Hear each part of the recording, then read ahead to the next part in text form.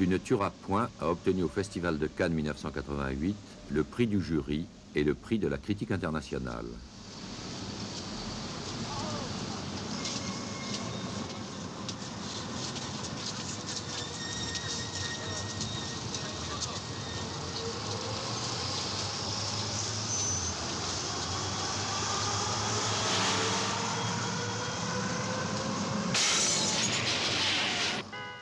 Kieślowski est d'une génération plus jeune que Konvitzky.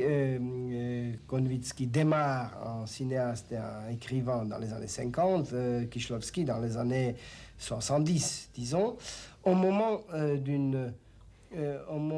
d'un chapitre de l'évolution du cinéma polonais qu'on appelait le cinéma de l'inquiétude morale.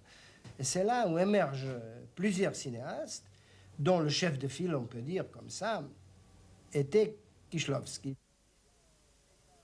Kieślowski est un chirurgien du cinéma.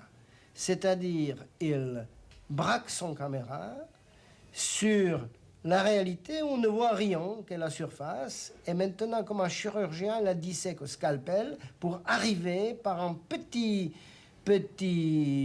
comment dirais-je, poupon sur le visage vers le cancer. Son film Tu ne tueras point, qui raconte sans aucune émotion, comme une opération chirurgicale, l'histoire de deux morts. C'est-à-dire d'un garçon, d'un petit hooligan de la rue de Varsovie, qui délibérément et très cruellement tue un chauffeur de taxi.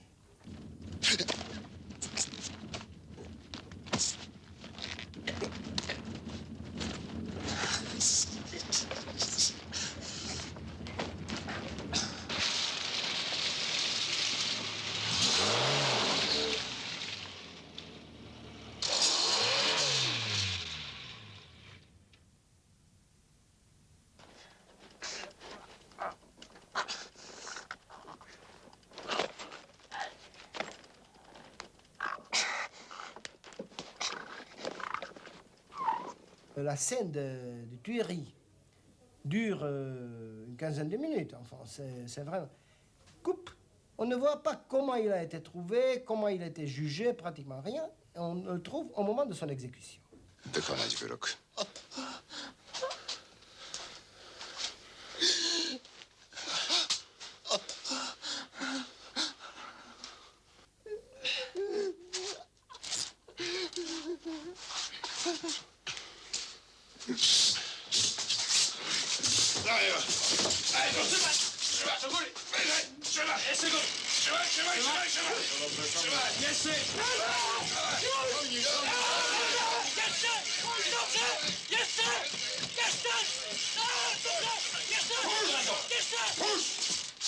C'est ça, le film de Kieślowski. C'est très fort, c'est très beau, à mon avis, et ça s'appelle, en polonais, un petit film sur la tuerie.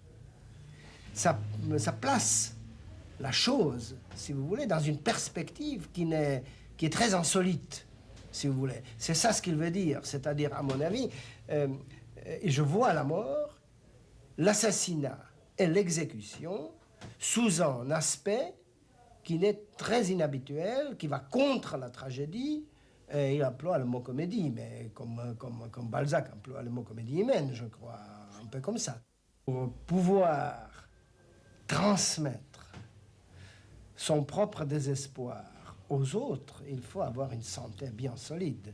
C'est-à-dire, un homme désespéré, à mon avis, il ne transmettra pas par le désespoir, parce qu'il vous offrira un spectacle pathétique de son propre désespoir.